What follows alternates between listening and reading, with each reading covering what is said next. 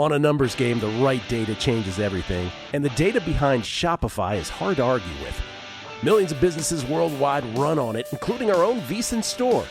When we launched, Shopify's templates and AI tools got us live fast. Professional looking from day one. No tech background needed. Shopify checkout converts more customers and makes it easy for returning fans to come back and buy again in a single click. Shopify's built-in AI assistant Sidekick is there whenever you need help, building, troubleshooting, or just figuring out your next move. Check out what we built at vsin.com/store. Then go build something of your own. All you need is the idea. Shopify handles the rest. Start your free trial at shopify.com/vsin. That's shopify.com/vsin. Shopify.com/vsin. The numbers told the story, they always do. It's one of those idiots who believe in analytics. This is a numbers game with Gill Alexander on VSiN.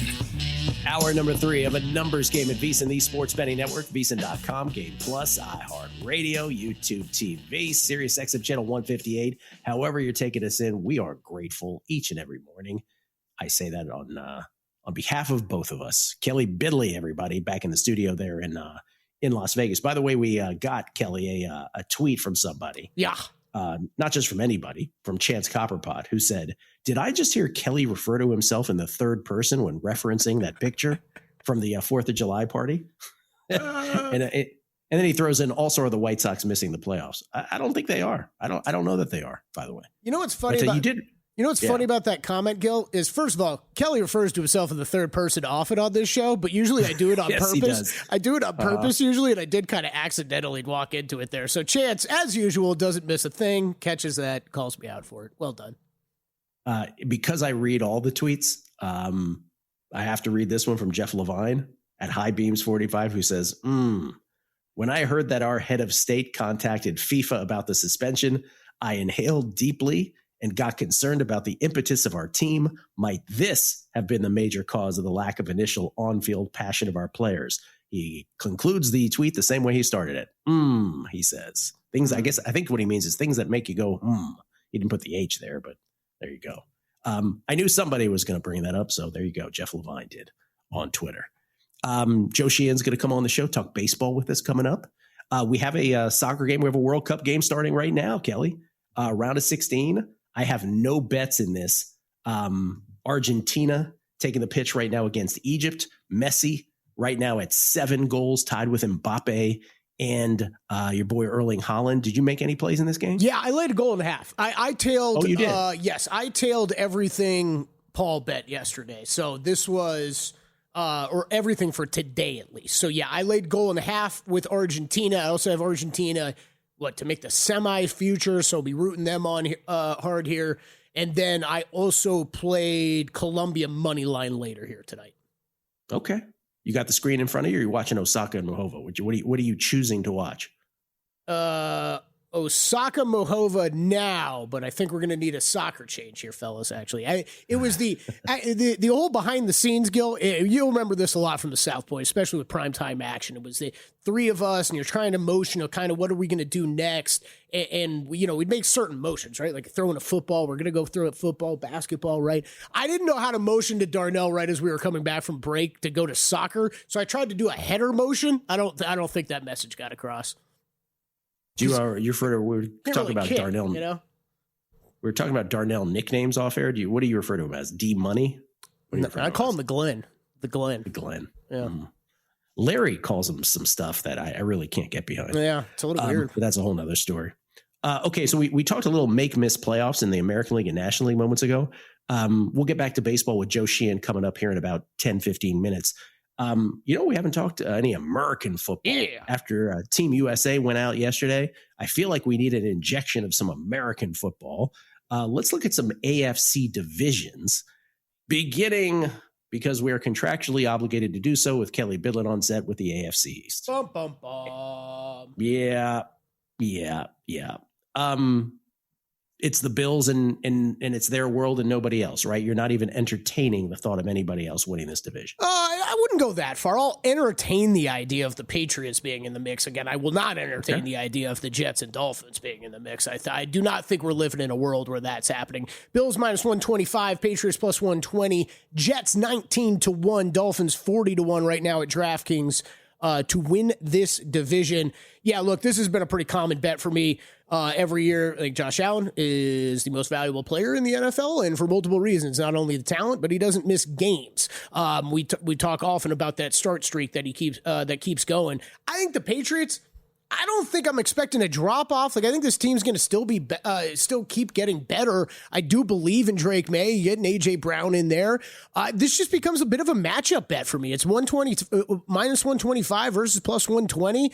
You take two other teams out of the equation. I think this makes this a simpler division bet for me. So yeah, I laid the 125. I think it will be interesting to see what this Buffalo defense looks like remember, whole new coaching staff, right? Joe Brady takes over as head coach. Jim Leonard coming in to coach up the defense. Will be switching schemes on that side of the ball over to a basic 3-4. So we'll see how that works with all the pieces moving around on the defensive side. But you know what? They were a bottom third defense last year anyway. So it's kind of one of those, how much worse can they get? I know what I'm getting on offense, or I think I know what I'm getting on offense. I think that leads the way. So yeah, only a few futures bets for me in the accounts already, Gill, but Bills minus 125 to win the East is one of them.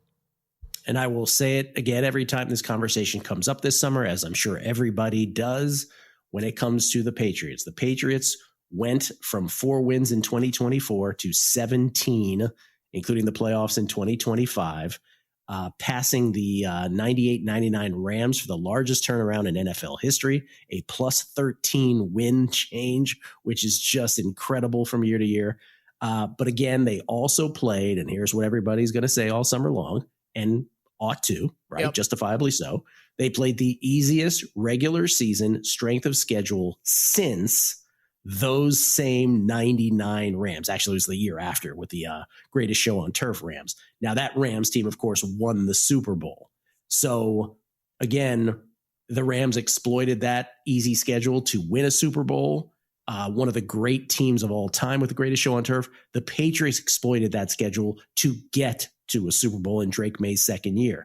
The change in that strength of schedule is amazing, right? To the much harder schedule. And it needs to be said. And for those who dismiss it, you should, dismiss it at your own peril. That is why, more than any other reason, the Patriots are where they are. Not really a distant second place, right? It's minus 125 for the Bills to win the division, plus 120 for the Patriots. So there you go. Super close. Yeah, super close. Based off win totals, let's see. You have the Bills with the 14th easiest strength of schedule, Patriots 12th easiest this year. Okay. AFC. You want to go south or north? Yeah, let's go up north. Ravens minus 115 favorites. Bengals plus 194. Steelers plus 510. Browns 21-1.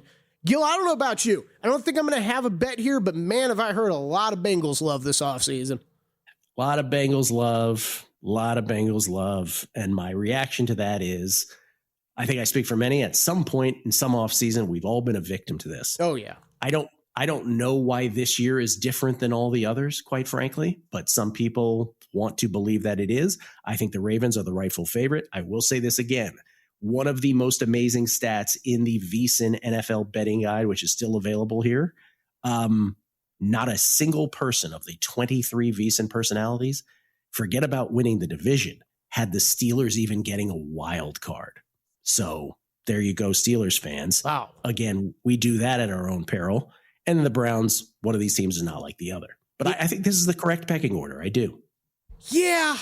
Look, I think it should be a little bit closer between Ravens and Bengals, but you just laid it out really well, Gill. I just don't know what at this point, after we've seen these two teams for this long, Now, why am I rushing to get a Bengals division bet in, right? It's just there's been too many health concerns over the past couple years between Burrow, right, between different guys out there. Yes, I love the Dexter Lawrence addition. The fact that the Bengals are buying and adding on defense is awesome to see. I am terrified about the moment that Lamar Jackson begins to look old, how much this Ravens team could drop off. But I think these are all things that we can attack in season. I don't think I need to rush to get a bet in right now. I think these are things that I can focus on in season. So that's kind of how I view the top. Steelers, I brought it up, last week? We got some laughs about it. Yeah, they would be one of the first teams I'd be looking at for the missed playoff price. That was one that jumped out to me. And then the Browns, I did bet under the Browns win total. I got 6.5, paid a little extra to bet that, but that is one of the bets that I have already is Browns under 6.5 at -130.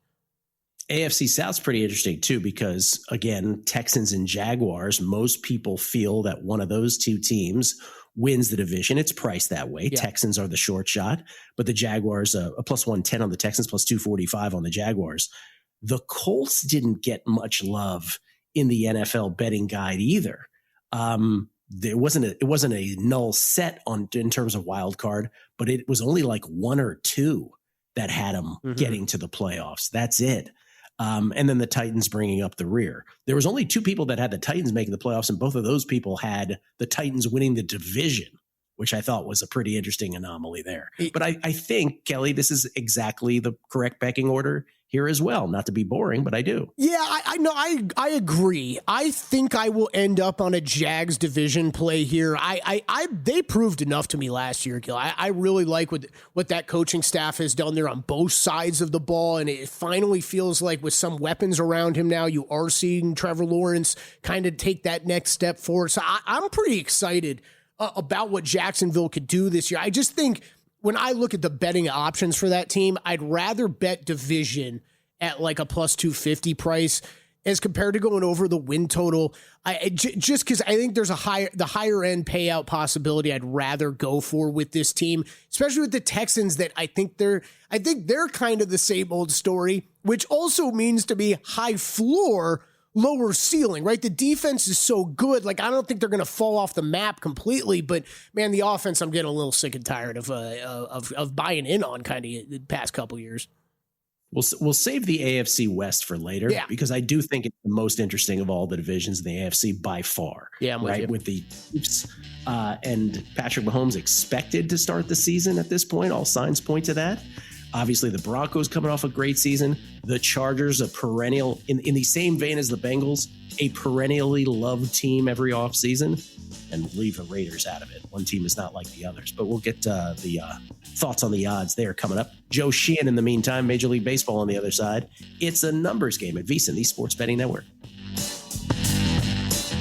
You're here because you want an edge. That's what separates listeners from winners. But let's be real, mindset alone doesn't get bets home. Pros win because they've got the tools, the data, and the discipline. And now so can you. VSiN Pro gives you access to the same real-time insights the sharps use. No secrets, no fluff, just actionable info that moves markets. Tap the link and see why serious bettors are turning knowledge into profit with VSiN Pro. On a numbers game, the right data changes everything, and the data behind Shopify is hard to argue with. Millions of businesses worldwide run on it, including our own VSiN store. When we launched, Shopify's templates and AI tools got us live fast. Professional looking from day one. No tech background needed. Shopify checkout converts more customers and makes it easy for returning fans to come back and buy again in a single click. Shopify's built-in AI assistant Sidekick is there whenever you need help, building, troubleshooting, or just figuring out your next move. Check out what we built at vsin.com/store. Then go build something of your own. All you need is the idea. Shopify handles the rest. Start your free trial at shopify.com/vsin. That's shopify.com/vsin. Shopify.com/vsin.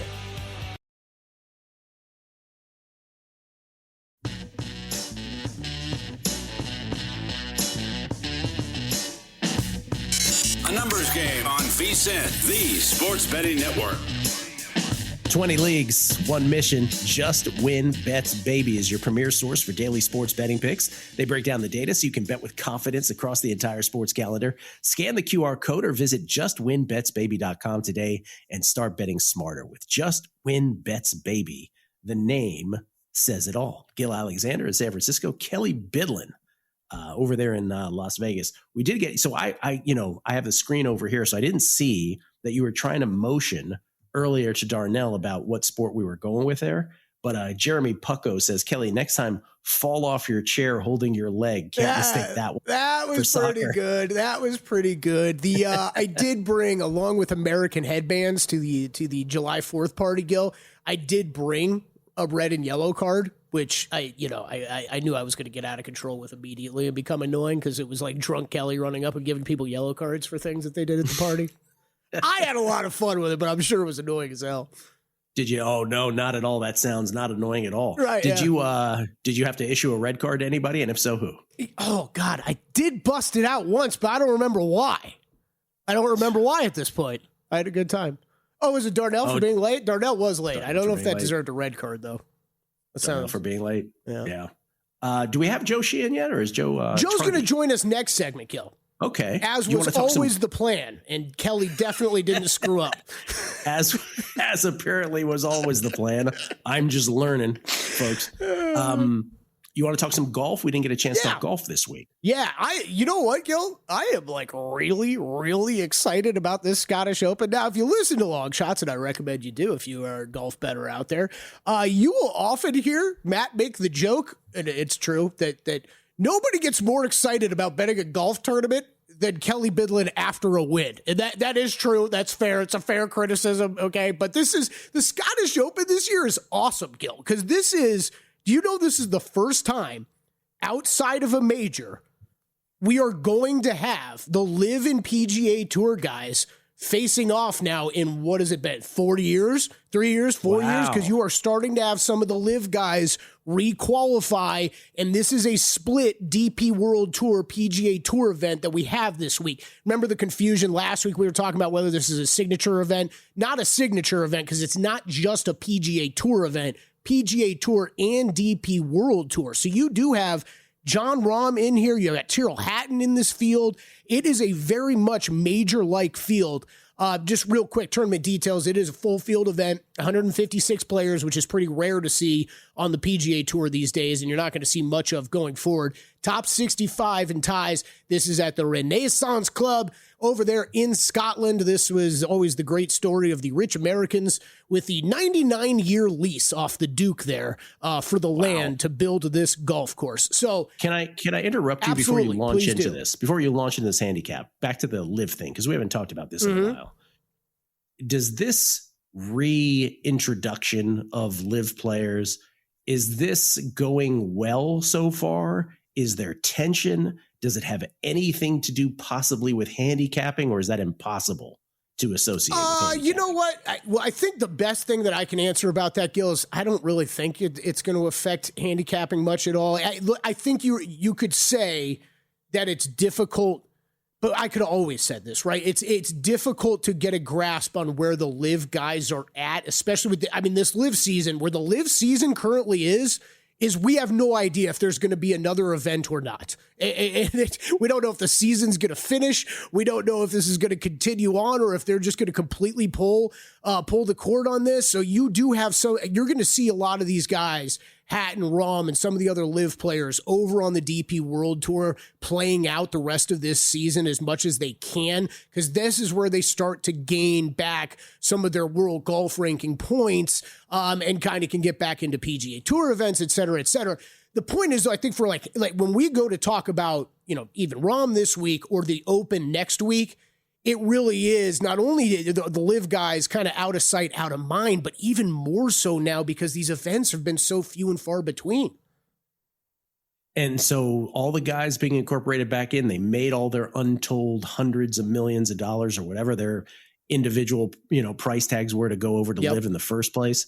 and that's it. They sort of get away with it in the end. Pay their fines, have to work their way back up on the tours. But yeah, there are. I don't have the exact numbers in front of me, but Rahm and these guys did pay fines to get back onto the DP World Tour. But the money, nothing to compare to with what they took from Live Golf. So yeah. Okay, but there's no handicapping angle to this. I don't really think so. Except for you could just keep saying it's even tougher now. To get a grasp on some of these Live guys. I actually think, Gill, we brought this up around the PGA, I want to say, when the Live stuff was really kind of coming out, that it looked like this was done and could be done any day now when that news was coming out. I think that was probably the trickiest tournament, just because you didn't know if where guys' heads were at, right? Where's a DeChambeau, where a Rahm, where are their heads at thinking ahead towards their future? They know they're going to be playing in these majors, but what's next with what seems like their league crumbling around them? I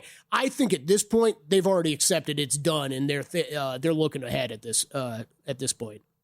Sorry to have interrupted. What do you got? No, you're good. So the odds board looks like this: Scotty Scheffler plus 490. Has taken a little money over at DraftKings. I did see him above 5-1 yesterday. Rory McIlroy plus 960. Rahm comes in then at 13-1. Xander Schauffele 19-1. Ludwig 1950. Tommy Fleetwood 20-1. Matt Fitzpatrick 21-1. And then we drop to Chris Goddard at 27-1. Love the field this week. Reminder, when we go to this course, and this has become one of my favorite courses to watch on TV. It's gorgeous. It's beautiful. Reminder, though, it's not a true links course setup. So what we're going to see next weekend at the Open, not exactly the same as what you're getting in Scotland this week. You do have a few holes that are right along the water that very much will look like very links style golf. And you have some of the traditional, like there's no bunkers in front of the greens, so guys can play it on the ground if they want to lead up to the greens. And you have very large greens, 7,000 square feet, fescue grass all over the golf course. But outside of that, Gill, it's not very linked style. So what we've kind of seen now at this event, where we've only seen this for 5 years, where it's been the split event, 4 years. Chris Goddard winning last year at 100-1, and then Robert McIntyre, Rory McIlroy, and Xander Schauffele in the 4 years where it has been a split event. And I think I just heard a roar behind me, Gill. Egypt 1-0 up on Argentina. Happened about 5 minutes ago. I didn't want to interrupt and be rude, but yes, Yasser Ibrahim puts Egypt up 1-0 in the early going. So Argentina behind the 8 ball, but a long way to go. Wow. Okay. All right. So yeah, we will have full breakdown on long shots later today. Myself and Wes Reynolds, Matt Brown with a week off. You do have the ISCO championship going on this week as well. They do the 2 kind of split events. I will tell you, though, golfers that I'm looking at early, and also just to finish up on the course, weather will come into play here. It doesn't look like it's projected to be very windy right now, but again, you are going to play a few holes right on the ocean there, so usually always comes into play to some degree, but how much it comes into play has mattered in the past. Much more of a Parkland setup, though. Driving distance has proven to be a key factor here in the past. So really long hitters is what you're looking at. Good approach games. And then, look, these are massive greens. They're tough to miss. Around the green play will be tricky if you have to play from there and you don't want to play out of these bunkers. And the green speeds will be tough to get used to. But you see some of these guys. This is a later in the year tournament for me, Gill, where I actually lean on tournament history now, or more so this year than I have in years past, now that we're 4 years into this, because it has been pretty sticky with the guys that have played well here and the guys that have played poorly here have kind of continued that throughout the years that they've played. So I think there are some guys to look at. Rory always plays well here. I am considering an outright play on him. Haven't gotten there yet, and then that's going to kind of shape the rest of the outright card. I do like Goddard up again this week. I know he just won last week. I know he won this event last year. Obviously last year, though, what he did here and at the British, it shows that these courses do not faze him. The distance off the tee matters. 2 guys I did bet already. And look, I think this is a gross number for Wyndham Clark, but Wyndham Clark has shown to be one of the streakiest golfers on the PGA Tour, and he is playing lights out golf right now. A T5 at the Travelers. He won the U.S. Open, obviously. T11 at the RBC Canadian, the third at Memorial, a win at the Byron Nelson. He is playing incredible golf right now. I don't know if the putting can keep up with what it's been at, especially with the massive change in greens and green speeds. But man, has he been playing really, really well. And I would feel a little silly if he went over and won this thing and I didn't have a piece of him. So 33-1 at DraftKings right now. I think that's a great number to get in on. I actually got 30-1 on him. And then I played the other Fitzpatrick. I think there's a really good chance this could be like a Fitzpatrick top 5. But I'm in on Alex at 55-1. What he's done off the tee and on approach has been really, really impressive. He's only played here twice, missed cuts both times, but the top high-level finishes on the PGA Tour continue for him. Rates out very highly for me, so I did bet him outright in top 20. Well done. Very thorough. Chris Gotterup, by the way, trying to be the first back-to-back consecutive week winner on the PGA Tour since Scheffler did it last year twice. Arnold Palmer followed by the TPC. Then the Masters, followed by the RBC Heritage. Joe Sheehan next on A Numbers Game.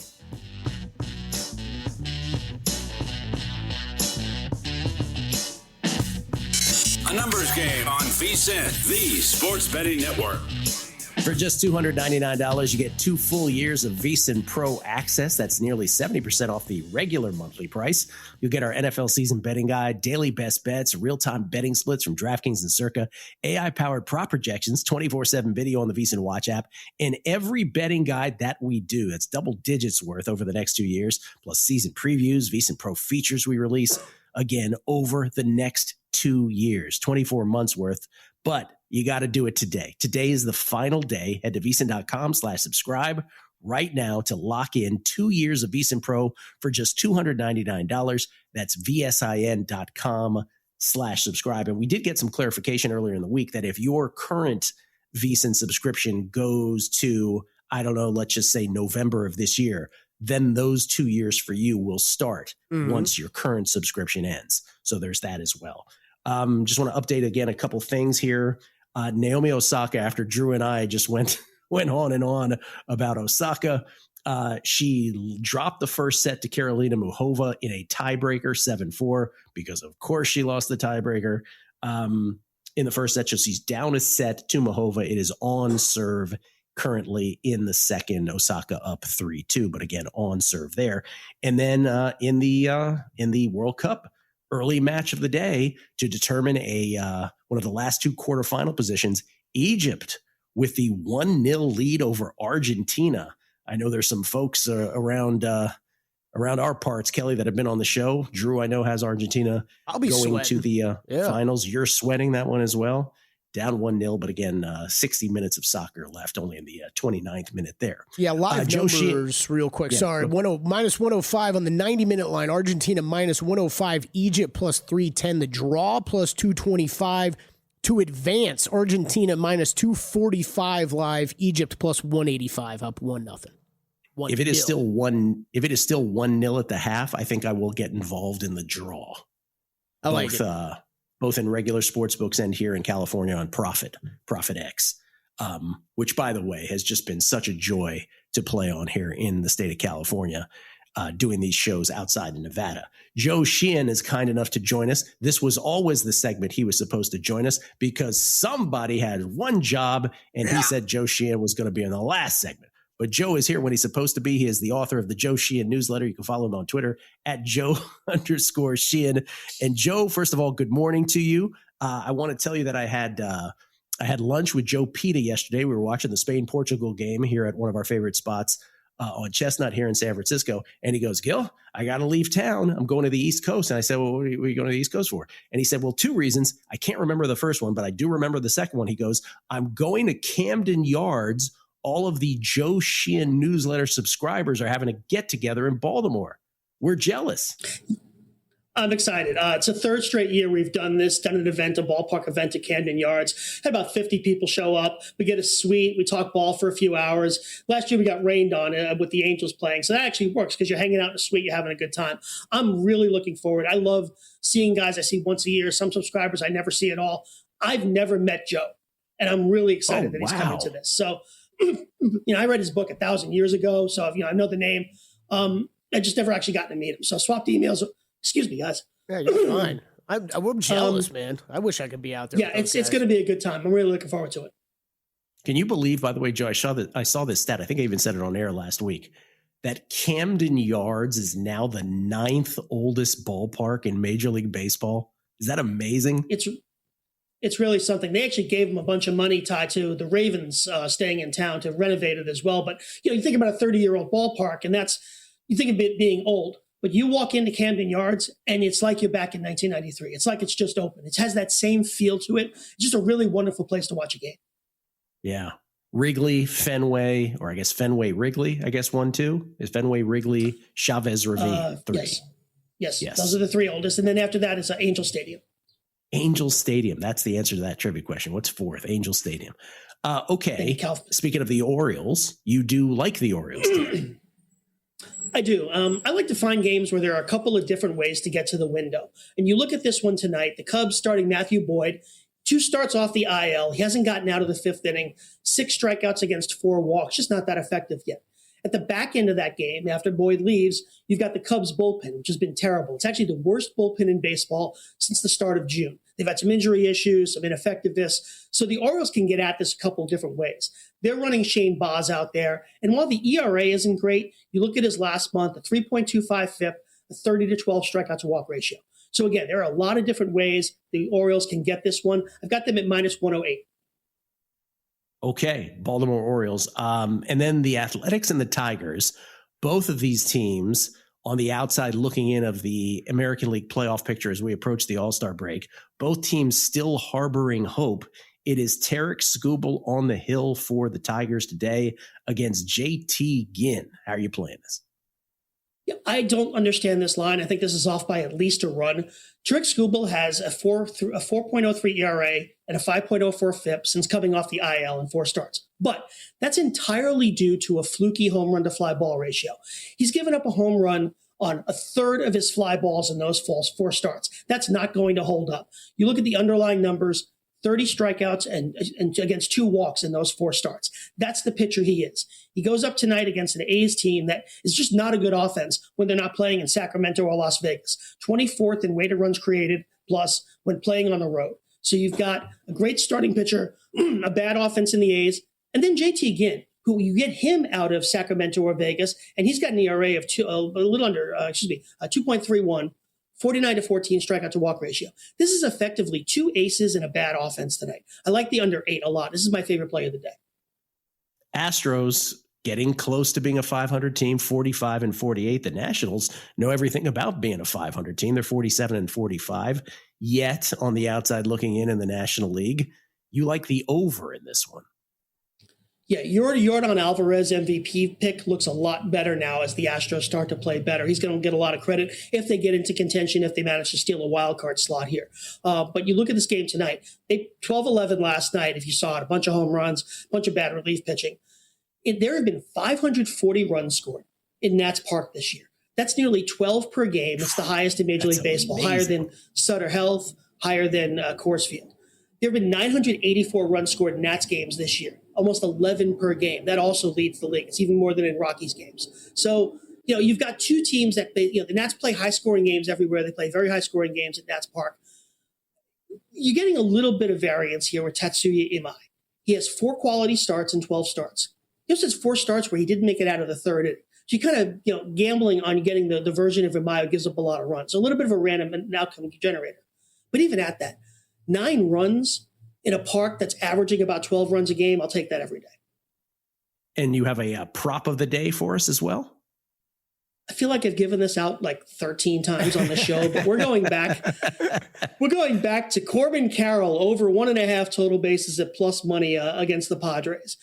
Carroll has, since his first full season in 2023, he's top 20 in OPS against right-handers. He's top 20 in slugging against right-handers. Now, he's coming into this game in a bit of a slump. 3 for 29, not hitting the ball very hard. But he gets to face German Marquez, who against right-handers this year is allowing a 591 slugging. They needed him. They've got to run him out there. They don't have a deep rotation. But this is a guy who just gets sandblasted by left-handed hitters. So it's as good a matchup as it's going to get for Carroll to come out of his slump. So give me him 2 singles, a double, or likely as not, 8 total bases, and I should have played a ladder. Joe, I want to, if you could, I'd love for you to chime in on a subject we were talking about earlier. We were going through the Cy Young races, and we're going through Tom Tango's numbers vis-a-vis the betting markets. Jacob Misiorowski now all the way out to minus 650 on the National League side. Justified, in my opinion. Hope people got on him earlier. The American League side is pretty fascinating because Cam Schlittler, after a great performance last night and a much needed one against the Tampa Bay Rays, the Yankees get to within 3 of the Rays, 3 more games left in that set. But Schlittler has a great performance, bounced back from his last one. He's only short favorite or short plus money, right, Kelley? Short plus money. Yep. On the AL Cy Young. In the AL Cy Young race, and Tango has him way out in front. Do you agree more with the betting market price or with the Tango landslide right now? With the betting market price, Tango's formula, as I understand it, is based on the historical voting, which is the way you really want to do this kind of thing. However, when you look at modern voting, it does lean a little bit more towards the advanced stats. And right now you have Schlittler, Joe Ryan, and Dylan Cease, all kind of in the same range at the top of the American League. Ranger Suarez is up there as well. If you look through the advanced metrics, this is a very close race, and I think the betting odds reflect that. Joe Ryan got into this the other day with 7 shutout innings against the Yankees. I do still have concerns that the Yankees are going to manage Schlittler's innings. Schlittler is a dangerous word to say on the air, guys. Schlittler's innings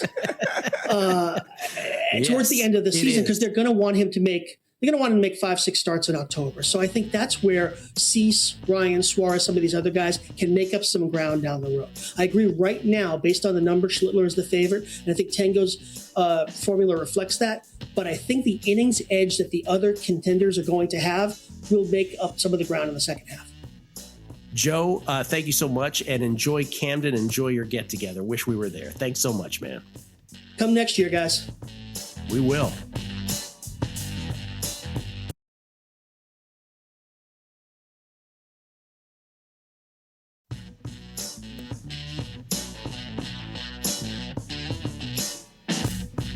A numbers game on VSiN, the Sports Betting Network. Back on a numbers game, live from San Francisco this week. Once again, Gill Alexander, Kelley Bydlon, back in the VSiN studios in Las Vegas. Just to pull the curtain back, you guys probably wonder, hey, are all these segments planned? Do you guys know where you're going? Generally speaking, it's more of like a Curb Your Enthusiasm outline kind of thing, and then we kind of just go from there. Yeah. No script. Joe Sheehan, 12:30 Eastern, as scripted. Right. But sometimes, just in the last break, Kelley will say something like this to me. Kelley, would you like to say what you said to me? Hey, ask me what time I turned the volume off on the USA game last night.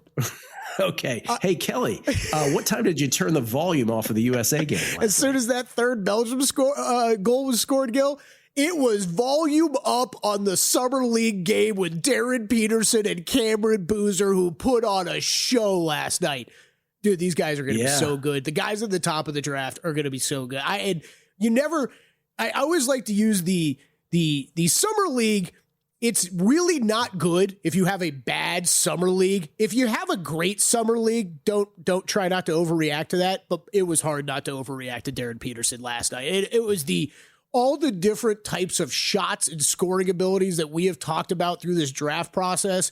Everything was on display last night, and he added 12 assists into the mix as well, as he will be kind of playing more of a point guard role, I think, going forward here in his career. Man, Cam looked good too. Those two put on a show. Summer League in Vegas here starting on Thursday. I'm excited, man. I'm excited to see what these rookies can do this year. Yeah, this was Salt Lake City Summer League. Vegas has yet to start. Darren Peterson, 25 points, 12 assists in the Jazz 109-100 win. Cam Boozer, 18 points and 7 boards. Boozer, the short shot to win Rookie of the Year at plus 250. But if Darren Peterson keeps doing that could change. Yeah, interesting debate with JVT on that yesterday. It was, I love Darren Peterson. I think his ceiling on the scoring ability, I mean, I think we're talking he could be a top 5, top 3 scorer in the NBA in 3-4 years. I think that's a legit possibility. Cameron Boozer on the Grizzlies, though, I think he's the deserved favorite for Rookie of the Year. He's going to put up big numbers on a crap team. And the Jazz and Wizards have like real players to play through, like that are, that are star players. So I don't know. The usage rates for those guys, it's just going to be hard to keep up with what Boozer's going to be able to do in Memphis. The thing about Summer League, though, because, people get really excited about it in Las Vegas. We all attend it year after year. I mean, who haven't we seen play in Summer League, right? From Wembanyama on down. The issue, though, is that these huge prospects like AJ Debance scheduled to play for the Wizards, Peterson, obviously Boozer. It usually comes down to lately they play like one game now, and then they sort of bounce. Didn't Cooper Flagg do that, if I'm not mistaken, also? Well, and especially these guys who start in California, in San Francisco or Salt Lake City, where they're playing these games early. I think they kind of were like, you never know how things are talked about behind the scenes, but I would expect that you're going to see Peterson and Boozer in at least one game here in Vegas, but I'm going to say at least because that's all I'm expecting them to play. I'm with you. They always play in one, but then after that, it's dicey at that point. We have a situation. Naomi Osaka is down a break now in the second set. She's down a set. Karolina Muchova serving for the match after the break. So that is not good. That is not good for our play on Osaka. And then in the World Cup game, the World Cup match, we are in added time in the first half. They added 5 minutes of added time. We're in the first or second minute of that. Egypt still up 1-0 on Argentina, not only a favorite in this match, but also one of the tournament favorites, of course, along with France, Spain, and that ilk. So this would be, again, full half of soccer still to be played, if not more. But this would be the biggest upset of the round of 16, I think. In the end, I would think so, unless I'm missing someone off the top of my head. Unless Paraguay was, I don't even think it was as big as this. So we'll see. Live numbers on the 90-minute on the three-way line: Argentina plus 125. I know you mentioned the draw you might be interested in at half. That is 2-1 over at DraftKings right now.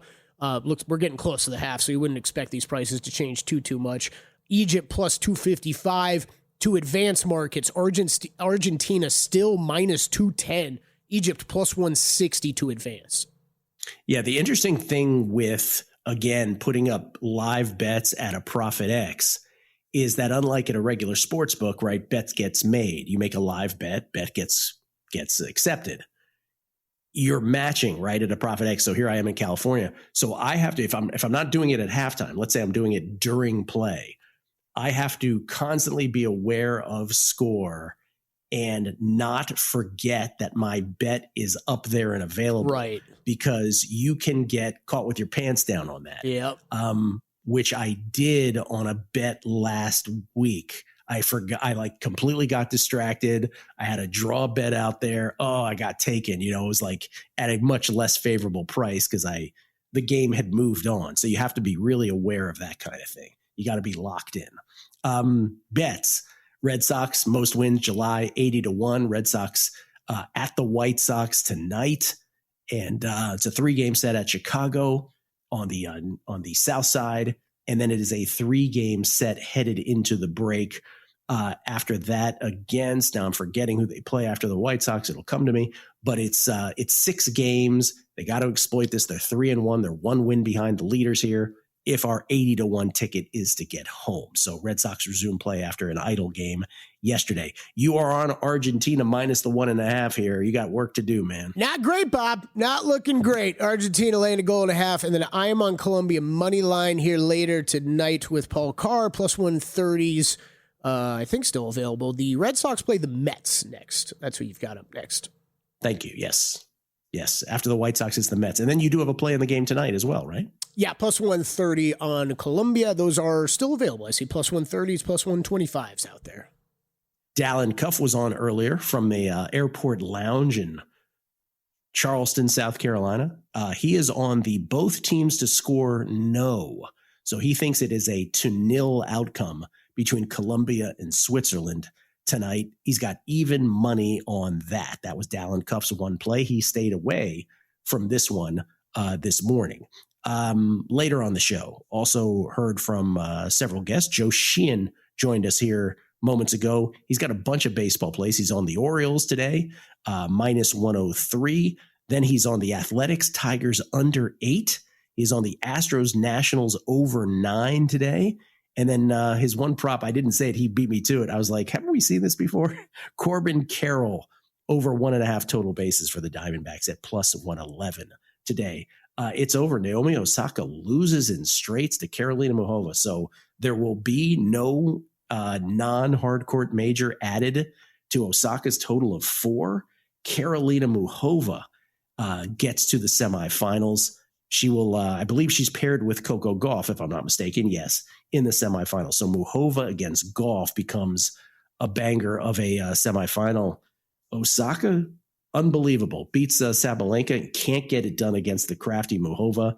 That is a loser. And it's not only a loser on the match. I didn't end up playing it on the quarter because I left Vegas, but at 8-1, I loved Osaka to win the quarter. That doesn't get home either, as Muhova beats her at the punch. And the irony here being, we've had Muhova in so many other tournaments through the years on the podcast. This was not one of them that we had her on grass. But like I said, anybody on the ladies' side can win this. Anybody who's still alive. And just when you think like, oh, it's not Iga, it's going to be Ayala. Oh, it's not Ayala, I bet it'll be Osaka. Oh, it's not Osaka, who's next, right? It's just an amazing thing. Mark Borchard, Brewers today, minus 1.5. He's got the Brewers on the run line. He's got the Tigers on the run line as well with Tara Skubal on the hill. He's also then putting both of those money lines into the base winner parlay of the day at plus 121. So Borchard, Brewers, Brewers run line, Tigers run line, Brewers, Tigers money line parlay. And then Drew Dinsick, he is on Switzerland tonight to advance against Colombia. Switzerland to advance into the quarterfinals. As Drew is sweating out this Argentina one before he even gets to that. Yeah, it is halftime now. 1-0 Egypt, as their earlier goal from Yasser Ibrahim has held up this thus far. 1-0 Egypt, as the two teams take the break now and talk it over. Boy, oh boy, this could be, after what has been a round of 16 where you're like, okay, the favorites have all gotten through. This could be a sort of seismic one right here. Yeah, I would be massive. I would not like it for bets, but there's one positive thing if this happens, Gill. It clears this side out a little bit more for Norway. It does, and it has Messi Golden Boot ramifications as well, right? For those who have Erling Haaland or Harry Kane or Kylian Mbappe, that would be huge to have Argentina knocked out. But again, full half of soccer to be played. We've done all we can do. Prop Points is next from VSiN. Enjoy from the Sports Betting Network.